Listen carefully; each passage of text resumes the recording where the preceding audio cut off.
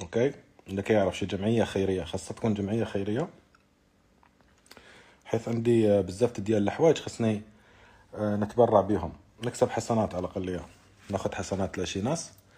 فاللي عنده رجاء الفيديو هذا يوصل للكل، اللي عنده شي جمعية خيرية للمحتاجين، اللي محتاجين اللي هم، خليهم يتواصلوا معايا على الخاص، حيث في عندنا مجموعة باغي حاجة يعني باغي نتبرع بيها، يعني أمور دايرة روينة هنا في الدار، فخصنا نتبرع فيهم أحسن.